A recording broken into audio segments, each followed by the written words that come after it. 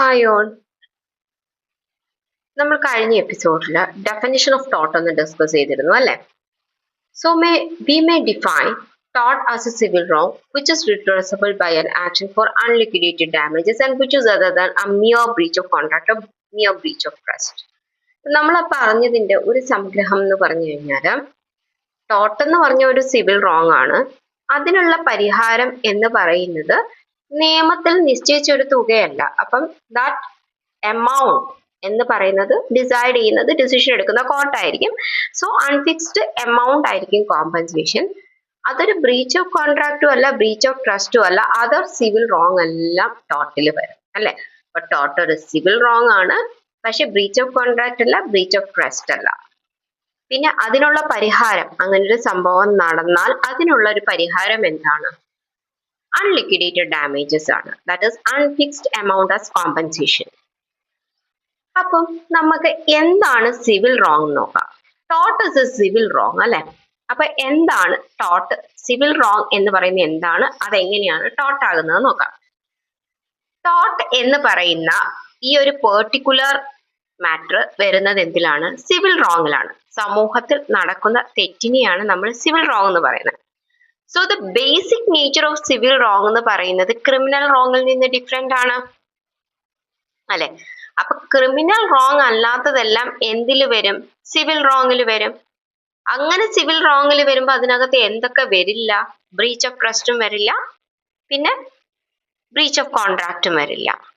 So in the case of civil wrong, the injured party, that is the plaintiff, institutes civil proceedings against the wrongdoer, that is the defendant.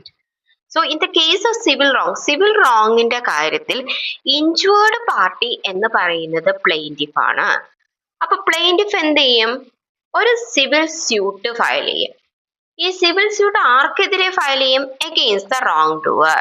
അപ്പൊ wrongdoer-നെ നമ്മൾ എന്ത് വിളിക്കും? defendant. So the person who is an injured party and filing a suit before the court നമുക്ക് എന്ത് വിളിക്കാം? plaintiff എന്ന് വിളിക്കാം. Against whom the suit is filed, that person can be called as defendant. അപ്പം സമൂഹത്തിൽ നടക്കുന്ന ഒരു തെറ്റാണ് ടോട്ട് എന്ന് പറയുന്നത്. സമൂഹത്തിൽ നടക്കുന്ന ആ തെറ്റ് ക്രിമിനൽ റോങ് അല്ലെങ്കിൽ അത് സിവിൽ വരും. പക്ഷെ അത് ടോട്ട് ആവണമെങ്കിൽ അത് എന്താകാൻ പാടില്ല? അതൊരു ബ്രീച്ച് ഓഫ് കോൺട്രാക്റ്റോ ബ്രീച്ച് ഓഫ് ട്രസ്റ്റോ ആകാൻ പാടില്ല. സോ ഒരു ഇൻജേർഡ് പാർട്ടി കോർട്ടിന്റെ മുന്നിൽ ഒരു സിവിൽ പ്രൊസീഡിങ്സ് ഇനിഷ്യേറ്റ് ചെയ്യുന്നു. ആ സിവിൽ സ്യൂട്ട് ഇൻസ്റ്റിറ്റ്യൂട്ട് ചെയ്യുന്ന വ്യക്തിയെ നമുക്ക് പ്ലെയിന്റിഫ് എന്ന് വിളിക്കാം. The person who is filing a plaint is called plaintiff അല്ലെ? പ്ലെയിന്റിഫ്. അപ്പം പ്ലെയിന്റ് എന്ന് പറഞ്ഞാൽ അന്യായം എന്നാണ് കേട്ടോ അർത്ഥം. അപ്പം ആർക്ക് എഗെയിൻസ്റ്റ് ആണോ ഫയൽ ചെയ്യുന്ന അയാളെ നമ്മൾ എന്ത് വിളിക്കും? ഡിഫൻഡന്റ് എന്ന് വിളിക്കും. ഇതിന് എന്താണ് പരിഹാരം? The main remedy is damages.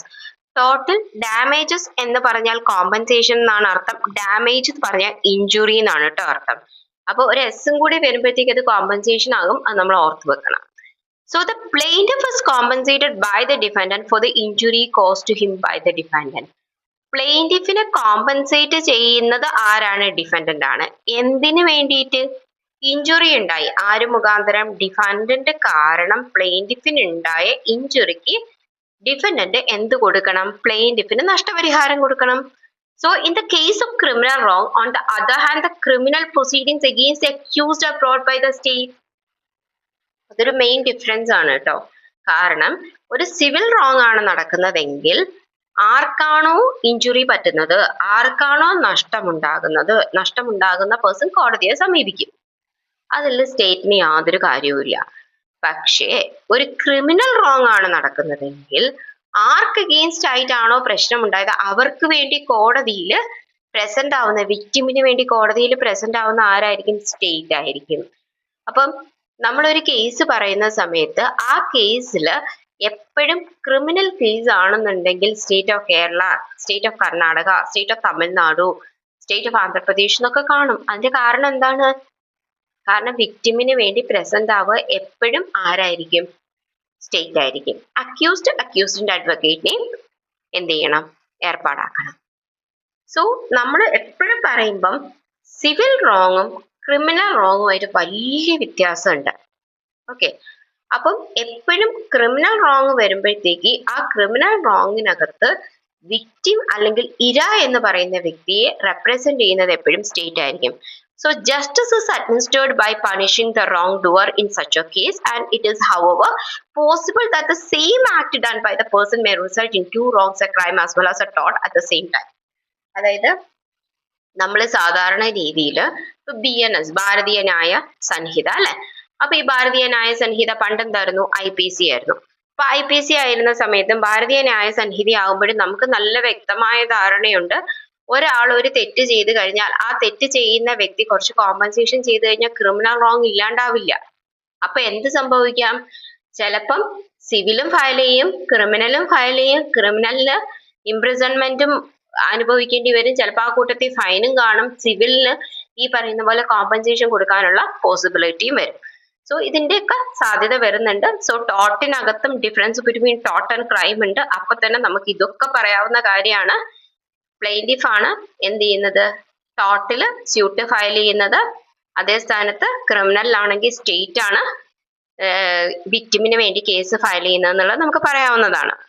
അതേപോലെ തന്നെ ഒരു കോമ്പൻസേഷനിൽ ഒതുങ്ങുന്നതല്ല എന്തെന്ന് പറയുന്നത്, ഈ പറയുന്ന ക്രിമിനൽ റോങ് എന്ന് പറയുന്നത്. സോ സിവിലും ക്രിമിനലും എന്ന് പറയുന്നത് എൻറ്റയർലി ഡിഫറെന്റ് ആണെങ്കിലും ചില സാഹചര്യങ്ങളിൽ ക്രിമിനൽ റോങ്ങില് സിവിൽ ആക്ഷനും കൂടി ഇനിഷ്യേറ്റ് ചെയ്യാനുള്ള ഒരു പോസിബിലിറ്റി ഉണ്ട്. സോ നമ്മൾ ഫസ്റ്റ് പോയിന്റ് ആണ് പറഞ്ഞത് taught is a civil wrong എന്നല്ലേ. അപ്പൊ ടോട്ട് ഒരു സിവിൽ റോങ് ആണ്. ബ്രീച്ച് ഓഫ് ട്രസ്റ്റും ബ്രീച്ച് ഓഫ് കോൺട്രാക്റ്റും അല്ലാത്ത എല്ലാ സിവിൽ റോങ്സും അതിനകത്ത് വരും എന്ന് നമ്മൾ പറയുന്നുണ്ട്. ഇനി ഒരു സെക്കൻഡ് പോയിന്റ് ആണ് ടോട്ട് is other than a mere breach of contract or breach of trust. നമ്മളത് വളരെ ക്ലിയർ ആയിട്ട് പറയുന്നുണ്ട്, സിവിൽ റോങ് ആണ്, ക്രിമിനൽ അല്ലാത്തതെല്ലാം വരും, പക്ഷെ ബ്രീച്ച് ഓഫ് കോൺട്രാക്റ്റും ബ്രീച്ച് ഓഫ് ട്രസ്റ്റും ആകാൻ പാടില്ല. അതായത് if we find that the only wrong is a mere breach of contract or breach of trust, then obviously it would not be considered as a tort. അതായത് ഇപ്പൊ രണ്ട് പേര് തമ്മിൽ ഒരു റേഡിയോ വാങ്ങിക്കാൻ എഗ്രി ചെയ്തു, അതിനുശേഷം അവര് എഗ്രി ചെയ്യുമ്പോൾ ഒരാൾ പറയുന്നു I will pay ₹100 for the radio എന്ന് പറയുന്നു, അതർ പേഴ്സൺ അത് കൊടുക്കാൻ തയ്യാറാകുന്നു. ഈ പേയ്മെന്റിനകത്തോ ഇവർ പറഞ്ഞ കോൺട്രാക്ടിനകത്തോ ഒരു പ്രശ്നം വന്നു കഴിഞ്ഞാൽ അതിനകത്ത് തന്നെ പ്രൊവിഷൻസ് കാണും എന്താണ് ചെയ്യേണ്ടതെന്നുള്ളത്. So it will not be considered as a tort. So first we have to see whether the wrong is civil or criminal. If it is a civil wrong, പിന്നെ നമ്മൾ നോക്കേണ്ട കാര്യം അതൊരു ബ്രീച്ച് ഓഫ് കോൺട്രാക്റ്റോ ബ്രീച്ച് ഓഫ് ട്രസ്റ്റോ ആണെന്നാണ്. ഇത് രണ്ടും അല്ലെന്ന് ഉറപ്പിച്ചു കഴിഞ്ഞാൽ അത് ടോട്ടിലേക്ക് പോകും. അപ്പൊ ഇവിടെ നമ്മൾ പറയുന്നത് ഒരു ബ്രീച്ച് ഓഫ് കോൺട്രാക്ട് ഒക്കെ ആണെങ്കിൽ ആ കോൺട്രാക്റ്റിൽ തന്നെ കാണും അതിനുള്ള പ്രൊവിഷൻസ്, വയലേറ്റ് ചെയ്താൽ എന്ത് ചെയ്യണം എന്നുള്ള പ്രൊവിഷൻസ് അതിനകത്ത് തന്നെ കാണും. Then നമ്മൾ പറയുന്ന tort is redressable by an action for unliquidated damages.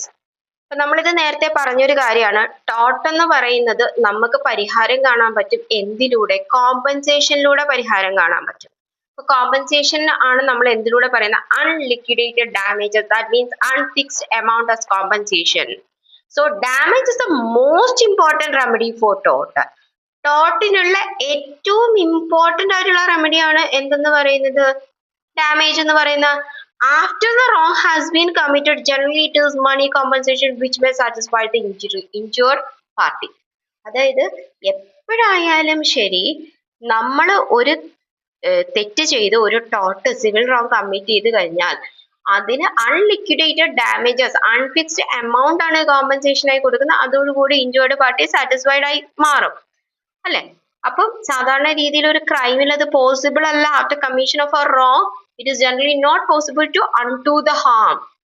ഒരാളെ നല്ല രീതിയിൽ ദേഹോപദ്രവം ചെയ്തു, അല്ലെങ്കിൽ അറ്റംപ്റ്റ് മർഡർ നടത്തി, അല്ലെങ്കിൽ കൾപ്പബിൾ ഹോമിസൈഡ് നടത്തി, തെഫ്റ്റ് നടത്തി, റോബറി നടത്തി, നമുക്ക് പോയി കോമ്പൻസേഷൻ കൊടുത്തത് പരിഹരിക്കാൻ പറ്റുമോ? അപ്പൊ അത് ചെയ്യാൻ പറ്റില്ല. സോ ഈ for example reputation of a person has been injured, original position നമുക്ക് എന്ത് ചെയ്യാൻ പറ്റില്ല, റീസ്റ്റോർ ചെയ്യാൻ പറ്റില്ല.